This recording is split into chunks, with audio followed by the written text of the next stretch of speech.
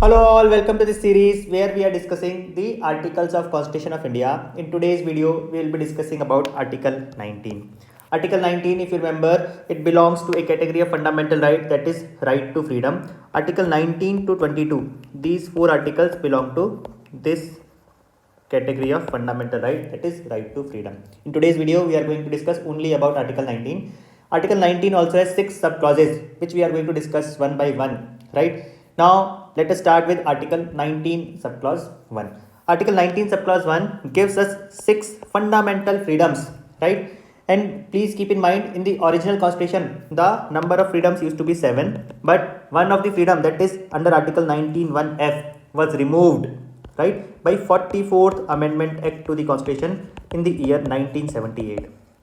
What was this freedom all about? This freedom was about right to acquire, right to hold, and right to dispose of property, right? This freedom, along with Article 31, right, was taken away or was removed from this particular chapter in the year 1978. Now let us discuss all these 6 freedoms in the Article 19(1), right? But before we discuss the freedoms, please keep in mind, none of these freedom, they are of absolute in nature. These freedoms, they all have reasonable restrictions, right? None of them are absolute in nature.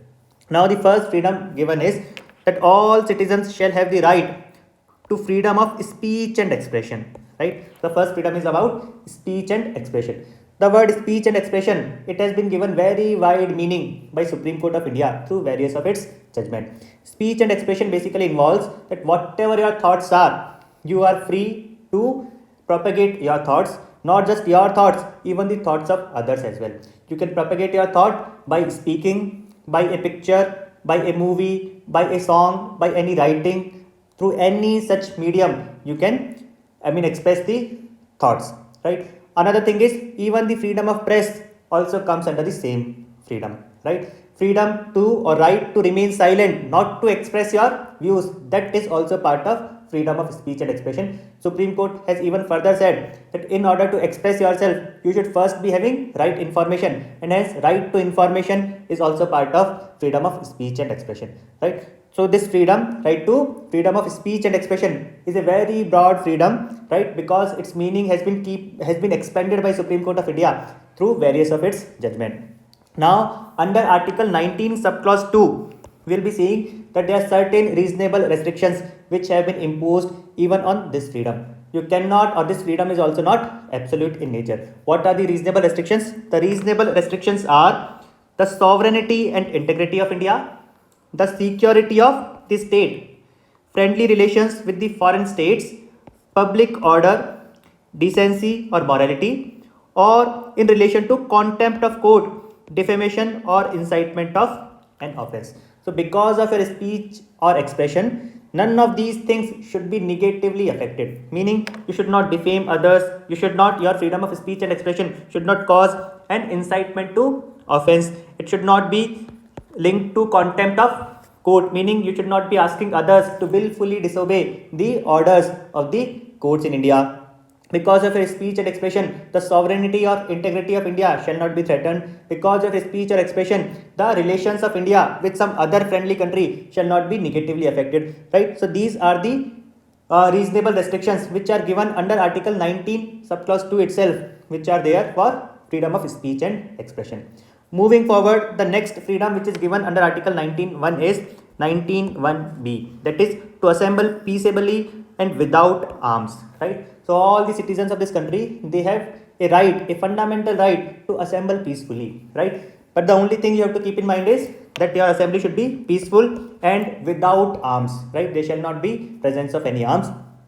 Again, to this freedom also, freedom of assembling peacefully, there are reasonable restrictions. It is also not a absolute right. What are the reasonable restrictions here? The reasonable restrictions are very limited here. The sovereignty and integrity of India, public order, only these two are the reasonable restrictions, right? So because if you assemble somewhere, let's say, but because of your assembly, because you are, let's say, leading a protest, because of your assembly, the traffic movement in a particular city shall not be getting affected.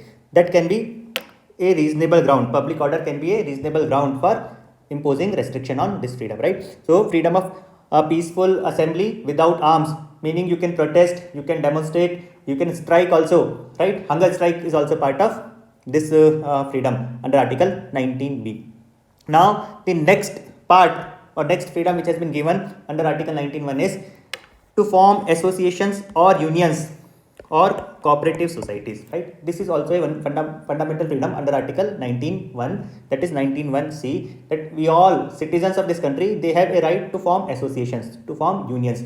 Please keep in mind the word cooperative was added here by 97th Amendment Act in the year 2011, right? 97th Act had added the word cooperative also here. Prior to it, only to form association or union was mentioned here.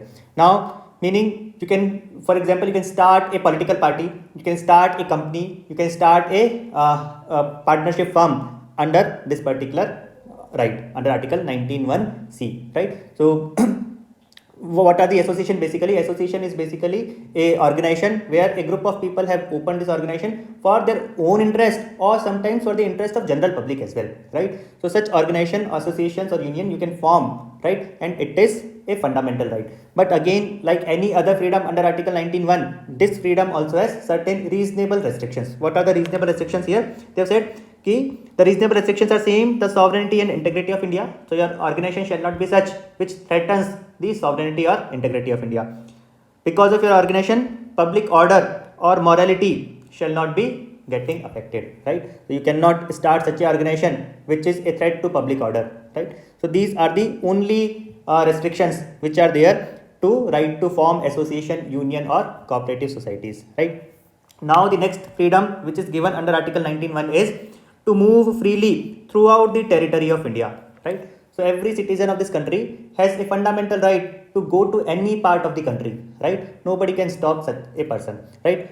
Apart from it, not just moving, you also have a right to reside and settle, right? So not just moving freely, you can choose a particular place in this country to settle down as well, right? It is a fundamental freedom. Please try to understand these freedoms give a sense of nationalism to people of this country, that even that part of the country I can go and settle in and I have this fundamental right.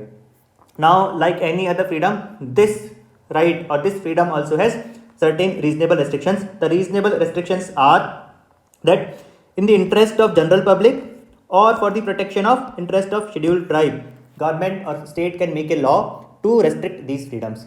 For example, in the scheduled or in the tribal areas, you will be finding government can make a law that in order to protect the unique identity, culture of tribal population, right? The state can make a law that people from other part of the country will not settle down in these areas, right? And hence such kind of reasonable restrictions are mentioned within the constitution to the freedoms of 19.1d and 19.1e, right? And the last freedom which has been given under Article 19.1 is under Article 19.1g, to practice any profession or to carry on any occupation, trade or business, right? So you can practice any profession, any occupation, trade or business within the country of India and the state shall not stop you, right? But again, this freedom also has certain restrictions. The restrictions are that in the interest of general public, right? So government can make a law, state can make a law to stop you from practicing a profession or carrying out any occupation or trade or business in the interest of general public. For example, you cannot start any such occupation which is a threat to society, right? So this is one. Another important thing which is mentioned as a restriction under Article 19.1.6 is or 19.6 is that the professional or technical qualification necessary for practicing any profession or carrying on any occupation, trade or business, meaning government, let's say you want to do a profession of doctor, right? But to such profession, government can ask you first to have bare minimum technical qualification, right? So till the time you have MBBS degree, you cannot practice medicine or you cannot become a doctor. Till the time you have a LLB degree, you cannot be a lawyer, right? So such kind of professional or technical qualification can be imposed by the state. You shall not approach to court saying I want to become a lawyer without having LLB degree and state is stopping me, right? So state can impose such kind of professional or technical qualification. And the second thing here is the carrying on by the state or by a corporation owned, controlled by the state of any trade, business, industry or service, whether to the exclusion, complete or partial, of citizens or otherwise.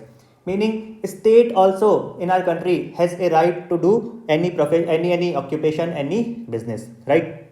So you all have seen that we have banks, public sector banks like SBI. So SBI is a state-owned bank because the majority shares in SBI belongs to Government of India. Now this SBI is competing with other private banks and other public sector banks as well, right? More importantly, we have to keep in mind in certain circumstances, state can in fact ask the citizens not to enter into that profession only, right? So certain professions can be monopolized by the state itself, and the people, they don't have a right to approach court saying my right to practice any profession or any occupation has been curtailed. For example, operation of Indian Railways.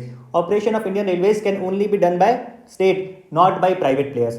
Till the time state allows the private players, they do not have a right to do such kind of business.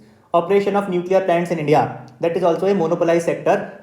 The private players, they don't have the right to do such kind of occupation, right? So these two are the restrictions again on the fundamental right under Article 19(1)(g), right to practice any profession, any occupation, any trade or any business, right? So Article 19 gives us a very broad set of rights or freedoms, right, which all of these freedoms have certain reasonable restrictions. The word to focus here is reasonable. These restrictions are reasonable, and without these restrictions there will be absolute chaos, right? I hope Article 19 is clear and the restrictions associated with these freedoms are also clear. So thank you so much for watching this video.